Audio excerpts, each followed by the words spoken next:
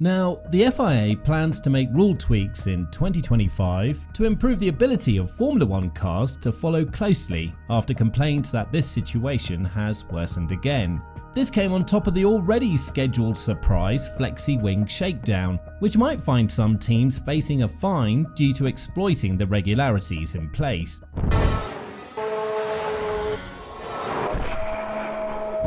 F1's wing rules clamp down.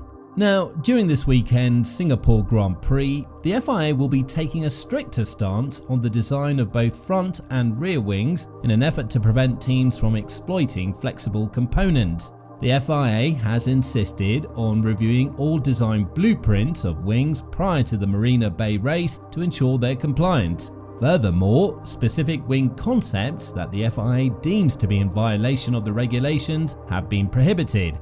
This encompasses elements of wings that exhibit movement or rotation in relation to the bodywork they're affixed to, the utilization of elastomeric rubber fillers that can facilitate localized deflection, and designs employing pliable trailing edges to enhance flexibility. The FIA has been engaged in a long-standing battle to curb teams' use of flexi wings, and Nicholas Tombatsis, the organization's single-seater director, has disclosed that this response was prompted by the discovery of the extent to which some teams were going to bypass the regulations. In the F1 regulations, we have many flexibility criteria. There are loads that we apply, and a certain deflection is allowed, he said.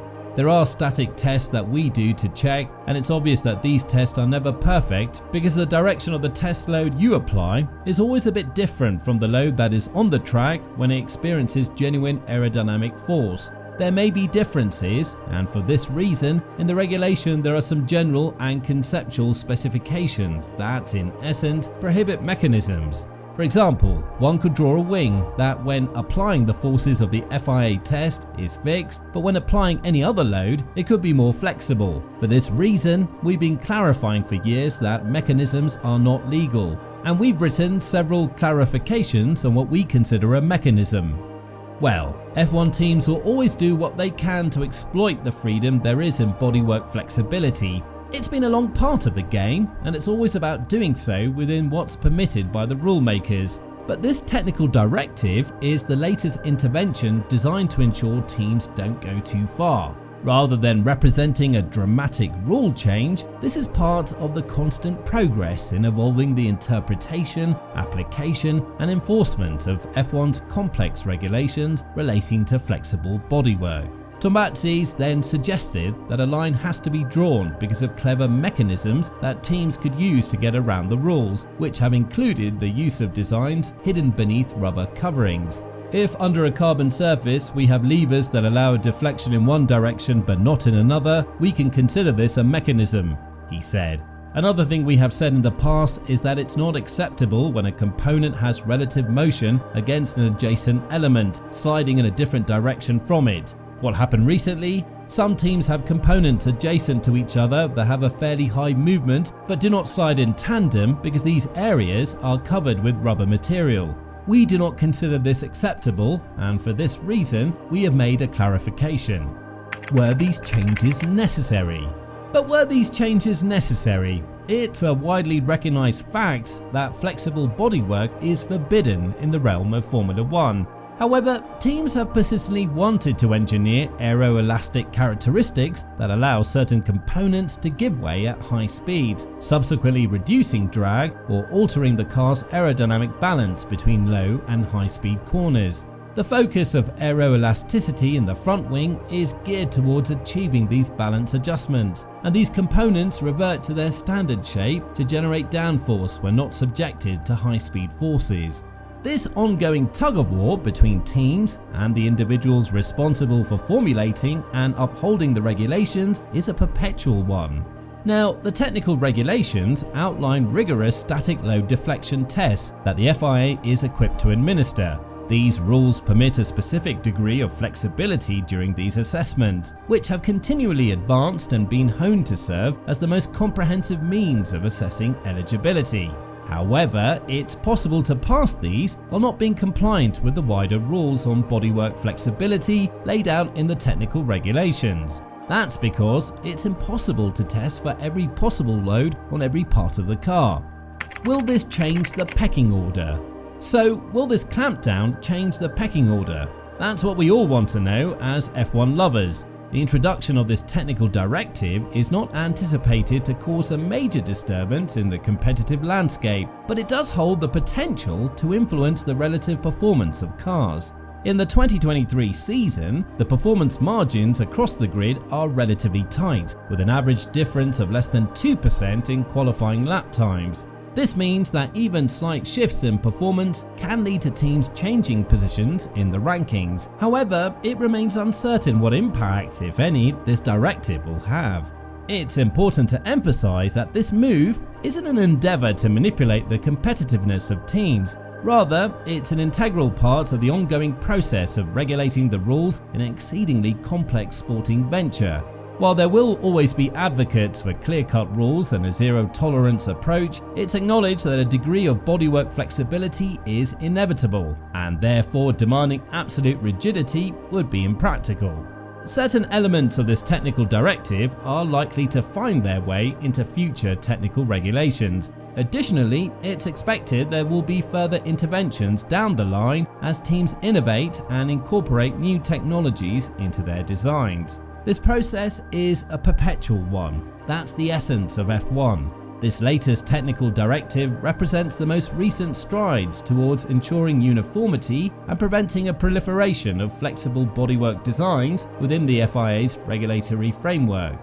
2025 F1 changes. On the topic of new changes, while the core technical regulations are expected to remain largely consistent, a significant change is anticipated in 2026 with the introduction of new F1 power units, as these units will lead to slightly smaller and lighter cars with enhanced adjustability and aerodynamics. However, for the 2025 season, the adjustments will be specifically directed towards refining the weight characteristics of the cars. This focus will target areas that have proven to be particularly problematic under the current rules. In an interview with motorsport.com Italy, Nicolas Tombazis, the FIA single-seater director, disclosed the intention to implement rule changes for the 2025 season, and he acknowledged the validity of drivers' concerns that it has gradually become more challenging to closely trail other cars as vehicle designs have evolved.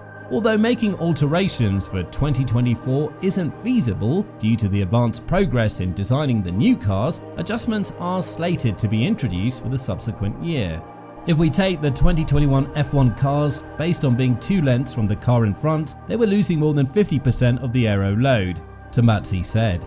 With the 2022 single-seaters, there was only a 20% reduction in load, but now we're at about 35%. Surely there's been a worsening, and on this point, Carlos Sainz is right. We have identified what we should act on.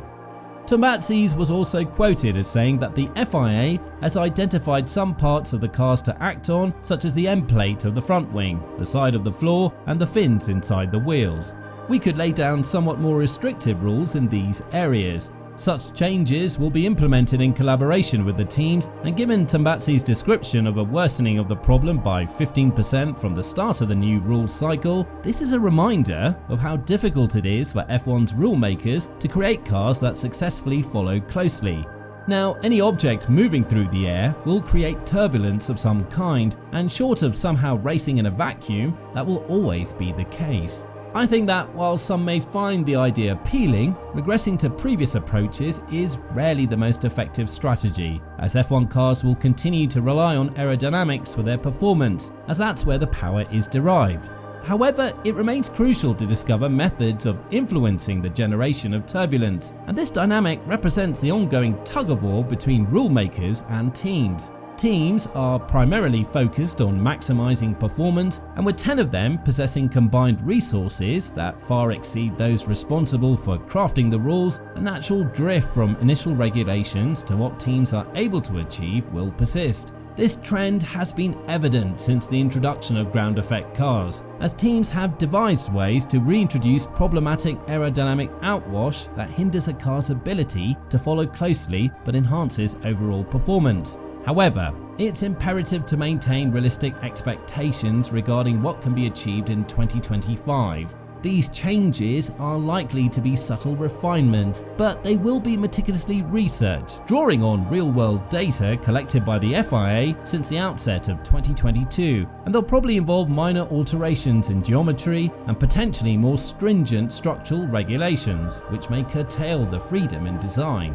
The most noticeable alterations then were applied to the front wings, simplifying them to mitigate outwash effects, and this decision was based on research conducted for the ground effect rules slated for introduction in 2021, which basically ended Mercedes' dominance in the sport. So what do you think? Do you support these changes? Is it a sign that the FIA is finally taking back control, or is it just a way of further limiting the freedom of the teams? Let us know your thoughts in the comments below, like and subscribe, and we'll see you in the next one.